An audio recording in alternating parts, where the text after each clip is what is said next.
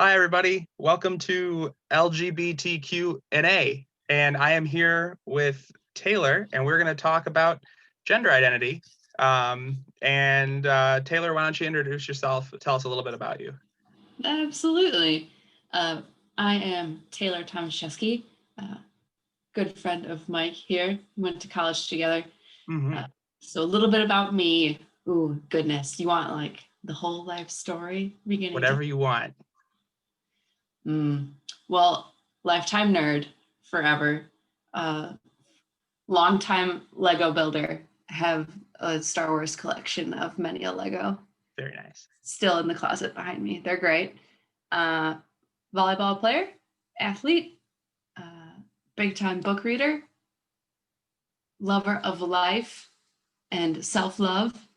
That one took a while to learn, but it takes a lot of people a long time to learn, though. So that one takes a while. That's okay. Cool.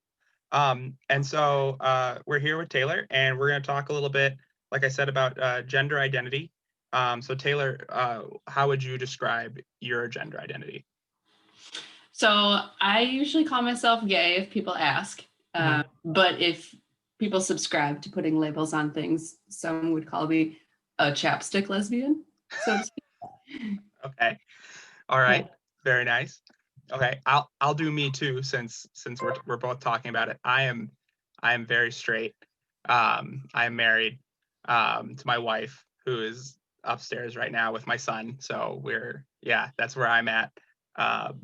And I obviously didn't have to go through all of the struggle of figuring that out, like maybe you did. Do you want to tell us a little bit about that? Like, what was your process to figuring that out? For sure. So I grew up in a very tiny town, maybe had 2,000 people. It was very much traditional gender roles, sexuality norms.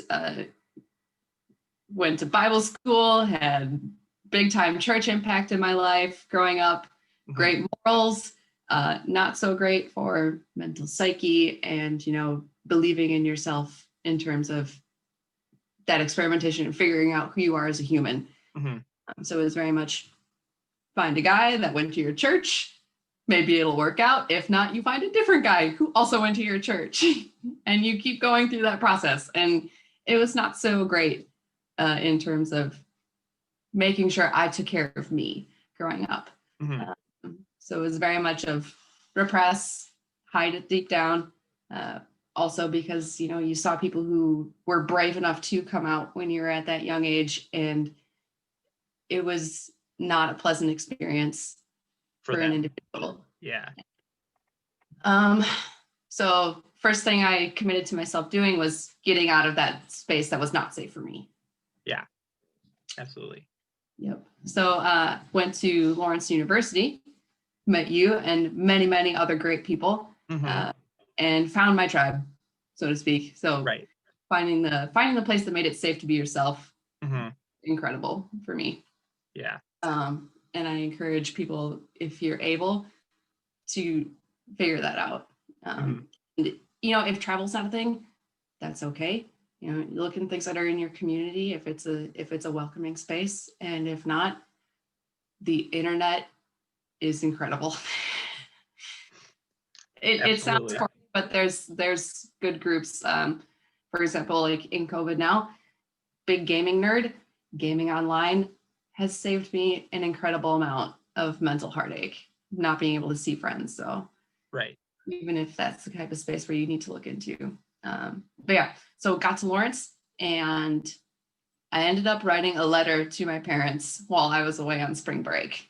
My parents, well, I should say, definitely a type where it's like, come and see if things are going wrong, be there, care for you, very much like they want to be involved, want to make sure that you're okay. But also, like, for me personally, like, I wanted them to like sit with it, take their time and digest, and give me some space. And I knew that that wasn't going to be the case if I was still in close proximity to home. So when I was away in Florida on senior vacation, I mailed them a letter. Yeah, absolutely. Oh, and I said, hey, talk to me when I come back to Wisconsin. Come visit. We'll talk. Yep. Yeah. So that was how that went. And I'm glad I went about that route, as Mhm. I'm also very much the frustrated cry. Sure. Just like, I have so many things I want to tell you, and then as soon as you start dealing with all those emotions, you're just like, words, Yeah. answers, can't. Everything comes out at once. Yeah, Yeah. all of it. And you're just like, I wish I could put a filter on that just for like communication purposes. Not that I want to stunt my emotions, because that's not what I want either. Like, I want Right. you to see the things I'm feeling too. Yeah. Well, cool. So so your parents were accepting, and obviously they're still they're all good with everything then? They're here. It took a little bit of adjusting for just the vision that they had for me as a human based Right. off their own experiences. Right. Mhm. So they have had family members who have gone through this too, and they obviously don't want me to struggle, right? Because they want me Sure. to be as successful as I can be, and they don't want me to have hardship. That was the biggest thing. And trying to be open to the fact that I am going to struggle, and they can't keep me in the little bubble forever. Like, that's just not how it works. Right. Knowing that I'm going to have that extra bit of an obstacle now in my life Mhm. was hard for that to swallow. Sure. But my dad had a good statement. He says, nothing's changed. You don't have to behave any differently. Right. You're still our daughter, Mhm. and I'm still going to be here for you no matter what happens in your life. Mhm. You're going to have a little bit more to go through now, but that doesn't change anything about you to us. Right. That's fantastic. That's the kind of response that I think everybody dreams for and Dream probably for. they don't actually get. So like congratulations to you. You have a very supportive family. Like that's awesome. I'm Uh, thankful for it every day, because I know not everybody gets that, and they get put in a really unfortunate situations. yeah, absolutely. Don't get me wrong, it was definitely an adjustment that had to be made. There was a moment that I will forever reflect on this. My mother had asked me when she would have grandchildren to me. Right. And it was maybe like a few months after I had come out to her. And I said, Mom, I'm not gonna lie, if you got 80 grand I can borrow, maybe that can happen, because it's either gonna be an adoption or in vitro fertilization or a sperm donor. Yeah, right. Exactly. You have another daughter who's actually married to a man. You could ask her. Sure. Yeah, Me, not so much. right. Yeah, absolutely. I mean, is that something that you want to do though at some point in your life? Like, do you still want to have kids, or is that something that's off the table for you? I wouldn't say it's off the table. Zoe and I bounce it around from time to time, but Mhm. we're definitely not in a financially responsible place to make that decision Oh, either. absolutely. Yeah, absolutely. So it's not like a, oh, let's just wing it sort of thing, you Yeah, know? right. Yeah. Not like a lot of couples do. They're like, oh well. Yep.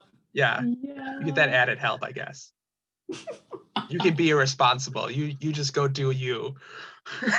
Yeah, that's unfortunately not as much of a breeze as the heterosexual couples in the world. Not that all heterosexual couples have a breeze either, because there's definitely all sorts of health impacts that can happen to any couple, Right. obviously. Yeah, But absolutely. But the world we live in is set up for heterosexual couples in that department. yeah, it is. Absolutely. 100%. Um, which is lame. I'm just gonna put my 2 cents in there. That's not cool. Um, so so obviously you ended up coming out to your parents in college, and you talked a little bit about your time, I guess like in the closet or whatever. Can you talk a little bit more about that? Maybe like were there any like particular instances that were like particularly hard for you during that time, or I guess like living in a small town with very set expectations of you. You said that was really challenging. So you want to talk a Yeah. little bit more about that? Yeah. So I realized, I think maybe when I was in 8th or 9th grade, I think so, 14, 15, Hmm. I could tell. Yeah. But obviously, like growing up, especially growing up in a very church driven household in a conservative community, Right. it's, this is going to sound cliche, you prayed the gay away. Of right? course. Yeah. Right. Okay. This shouldn't be a thing that I should feel. And if it is a thing I should feel, I pray about it and make sure that it goes away. And all of the things that I imagine, I need to like, in a sense, like whitewash it off and imagine something else, Sure. make me feel good. And even then, like you shouldn't be thinking those things anyway, because that's also sinful. Right. And Exactly. spiral of Yeah. et cetera, et cetera. And then like you start to hate yourself and all that kind of stuff. Right. So dealing with self-hate and unworthiness on a teenager, not great. Right. Absolutely. But then carrying that kind of thing around and judging yourself, let alone dealing with anybody else who could be judging you at that moment, all of that compounding. So I very much buried myself in books, studies, athletics. My coping was to keep as busy as possible to exhaustion and then trying to sleep. But more often than not, my mind was so busy, then I would just be exhausted anyway the next day. Like I could, even to the point of exhaustion, my mind was still racing, so I couldn't even sleep at some point. So I was not in a healthy state. I would get maybe 2 to 3 hours of sleep a night. Oh man. And then just try to power through it. Tough it out sort of thing. Yep. Yeah. Very much the functioning anxiety depressed person. So like happy bubbly outside. Nobody knew what was on the back end. Well, I know exactly like that. That was my like entire high school experience was staying busy, pushing through all the dark feelings I had about myself, and then nobody knew about it. Like right. It's that kind of really harmful coping mechanism that at the time you're like, this is great, it's working, no one can tell, I'm fantastic. And then you get past it at a certain point, you're like, how did I survive that like 3-year chunk of my life where I was not functioning in any way like a human being should, but I managed to do it somehow anyway. No. And you get to that point where you feel like you're not good enough to hang out with people, so you stop trying to make friends. So I very much spent that time where I would eat lunches alone in the band room. I would maybe hang out with like 2 or 3 people. At the time, I would hang out with my then boyfriend very much. And like if I wasn't spending the few hours that I had after doing homework from all AP courses and my year-round sports and traveling sports that I did, then I would see him for a couple hours and then I would crash hit the dirt. Then junior and senior year, fell in love with one of my best friends on the volleyball team that I traveled around with. Didn't tell a soul until I started getting therapy. Oh. So I carried that one around a lot and got to college and had a very much needed awakening in terms of like different cultures I got to experience, different ways of life that I got to experience, different types of just health status that you get to see, like someone who is unhealthy, but is coping healthily. Right. People who are just plain old healthy and have like an awesome self-love aspect to their life. And they're just like, I love me. And I know that I'm going to do great things for myself. And just like all the wealth of knowledge that I got from leaving that environment that I was in changed my life forever. Yeah, absolutely. So now do all these past boyfriends know about this, or is this like, or do they just, you don't talk to them anymore, they don't care, they don't know? It's not like I went out of my way to reach out to them. You weren't like, oh hey, by the way. But I mean, it's like I think I'm Facebook friends with all but one, because one doesn't have Facebook potentially. Maybe he does now, I'm not sure, but it's not like I had shit. Right. But like no one's like from your high school is like just been like reached out and been like, oh, I'm so happy for you, or like has there been any like sort of negative response from people you knew when you were growing up? None negative, with the exception of my sister when I very first told her. That was a hard one to adjust through. Took a couple good months, almost a year or so to actually get back to where we could be. Gotcha. But none friendship wise, at least from high school, mostly because I didn't have super many friends in high school. Sure. I had a handful, Yeah. but then they were friends from the get-go, and they were like, love you, this is amazing, so glad that you're doing good things for yourself. So I mean, Right. I have been very fortunate in terms of like the cluster of people that I was with have been genuine humans, and they've Right. stuck with me through the get-go, and I'm grateful to have that. Awesome. Yeah, that's fantastic. It seems like you have a really great, like, I call it like a safety net. So you've got people to fall back on. Things aren't going your way. You've got people in your life who are going to support you no matter what's happening to you, which is also fantastic. Like it seems like you got, I mean, probably not everything's going fantastic, but like Taylor's on top of the world right now. She's got everything. Yeah, it was a while to get through, because there is the one thing I will say that my parents taught me to do was, blood doesn't always mean family. Family is who you choose it to be. And I very much took that to heart. Like when we were growing up, we didn't go to like close blood family, Sure.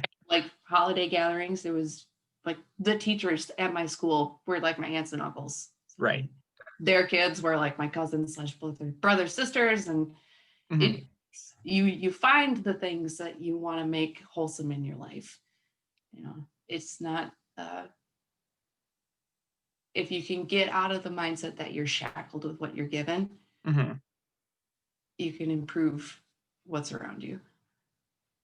Absolutely. That's fantastic advice. Speaking of advice, so if there was someone who was watching this right now and was maybe in the closet or didn't know what they were feeling, or maybe lived in a small town and had those feelings, and they were doing what you were doing, they were burying them, what advice would you give them to try to move forward in a more healthy way, even if they can't necessarily, it's not safe for them to come out, but how could they be more authentically them, without jeopardizing their safety? So this one's going to be hard to answer, at least in terms of, since we're in COVID and we can't really like be in public spaces a whole lot. Right.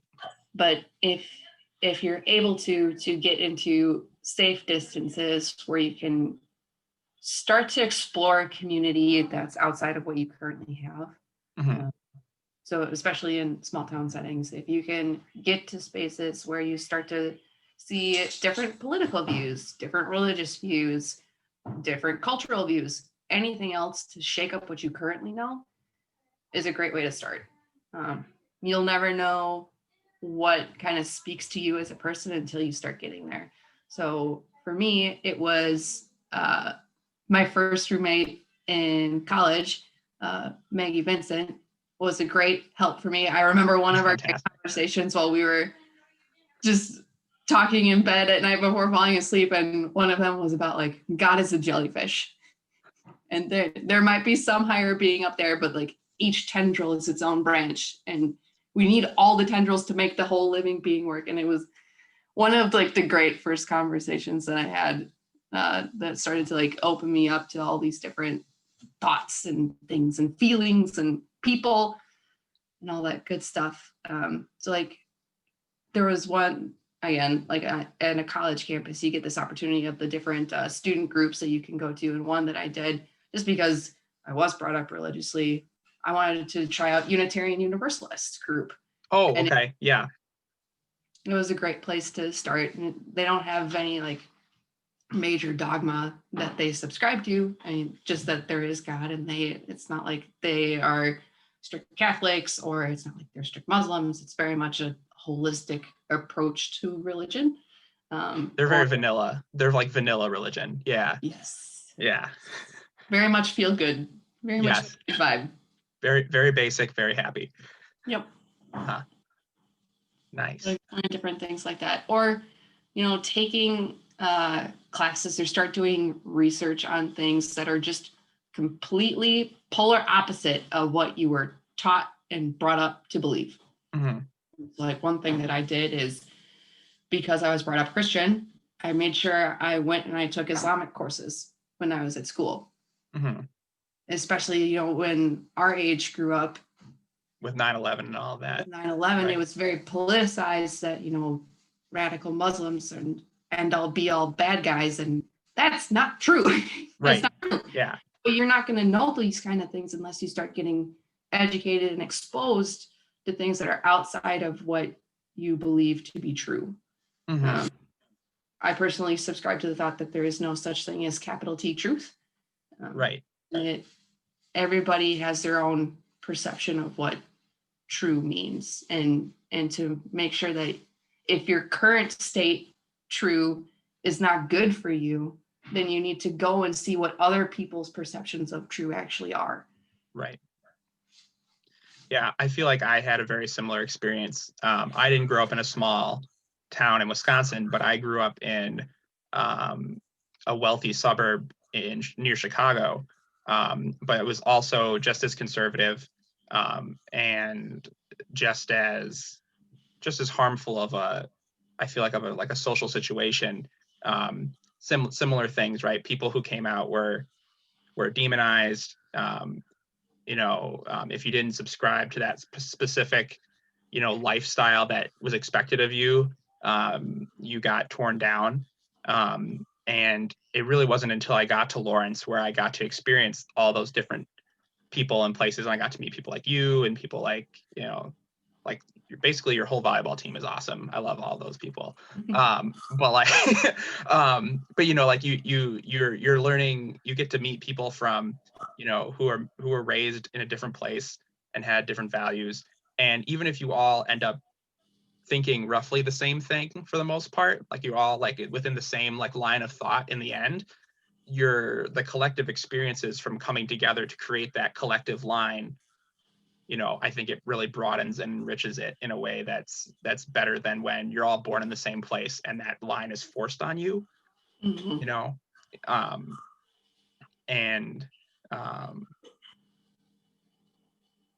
lost my train of thought. I have spent my entire day with kindergarten and first graders, and their attention span is not very long, and apparently neither is mine now. So that's fantastic. Match the audience, Mike. You got to match the audience. Well, apparently I'm doing a great job, because their favorite thing to do now is to color with Mr. Mike. So apparently my mediocre art skills have finally found a home. Yeah, people, whenever I say I go to Lawrence, they're like, "Oh, did you do music?" And I'm like, "No." Me too. Yeah, I know. Me too. We're like, what like instrument do you play? Unrelated. Did play the piano, but economics major. Yeah, right, exactly. Like, I was only in the college. There's a college? I thought it was all conservatory. Yeah, I know, right? Yeah, because you still live in the area, right? You're still in the valley. I do. I still live in the Valley area. Yep. Right. Yeah. This is completely off topic from what we're talking about, but I've noticed more and more that people who have no relation to Lawrence in the Valley have a very misconstrued view of what we're supposed to be like, which I find very interesting. Yep. Oh, well. Can't win them all. That's true. Yeah, I learned that the hard way. Same. Yeah. That's what I get for working at a grocery store. Hey, you got to make sure that you do what you can to survive. That's true. Yeah. Nothing wrong with any of that business. That's fair. Cool. So, is there anything else that you wanted to like get off your chest and like share to the entire world, since you're here and we have the opportunity? It can be completely unrelated to what we're talking about. You have the floor, whatever you want to say. Oh my goodness. I will say, if you can get to the point where you can be authentically you, and it is safe for you to be authentically you, the amount of energy that puts forth into the world is incredible. But another space where I found that was not only through sports, but also like in a yoga setting, or even when I was in an a cappella group on campus as well. Having people who reach back out 4 years later and send a thank you, like, you're an inspiration to me. Like, you did so many great things and you inspired me to like change how I take care of myself and all that kind of stuff. Like, if you can put out the vibes that say, I love me, and you show that you love yourself as well, it's a great thing to let people know that it's okay to love yourself and to be proud of it. Mm-hmm. Yeah, exude that confidence, exude, you know, knowing that who you are, and that you're happy with what you are, and what you want. You know, like, an observation as like a former teacher of middle schoolers who are terrible at that. You know, it was always interesting, you know, as me coming in, who has you know, when I was teaching them, I wasn't really quite there yet, but like I was on the way, and seeing how, you know, directly me being that way in front of them affected them and made them change the way they thought was pretty empowering. And I think, you know, whoever you are who's watching this, if you just go ahead and try it, just like one day, even if you don't actually believe it, go out there and just act confident in who you are and be yourself, and don't care what other people think, and just see how it changes like the perception of your day and how people act around you, because it's going to probably be positive. And if it isn't, well, maybe you already knew that before you tried the experiment. Maybe you shouldn't have done it then. But you know what I mean? Like, it's always worth a try. The worst thing that's going to happen is that people are going to be like, you know, and if they're like, then they're not the people you need to be around anyway. So who cares? Exactly. And that's where, you know, like, you need to start finding your tribe. The other thing that I've been listening to a lot of recently is a lot of Brene Brown. She has a great podcast called Unlocking Us. She's written numerous books, but like one of the big things that she talks about is not shame talking, whether that's yourself or other people. So an example that she gives frequently is not saying, well, I'm stupid, XYZ thing. You should say, you know, that event might have been bad in hindsight, but I'm okay. Don't put yourself down at the expense of a learning opportunity, because mistakes are going to happen and things are going to end up in sticky situations.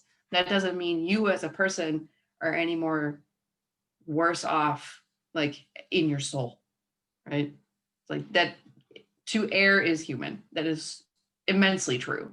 And to fault yourself for that is not doing yourself any justice for the learning and growth that error is going to give you as an opportunity.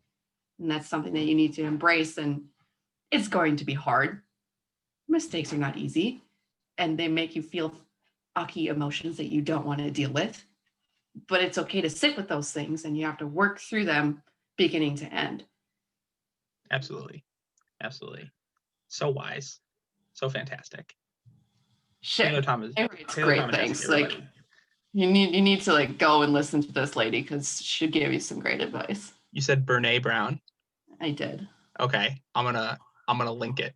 We're gonna make it happen. We're gonna make it available. Okay. Awesome. So Taylor's fantastic. She's a great person. If you want to ask her a question, or if you like think she's amazing and just want to know more about her, comment on the video. I'll make sure that she knows what you're thinking, because I can talk to her and you don't really have the opportunity to. So I'll do that for you.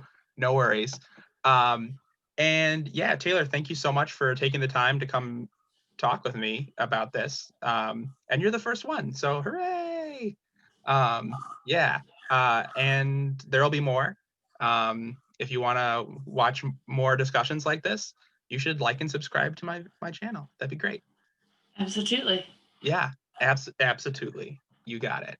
So thank you again for watching. See you later.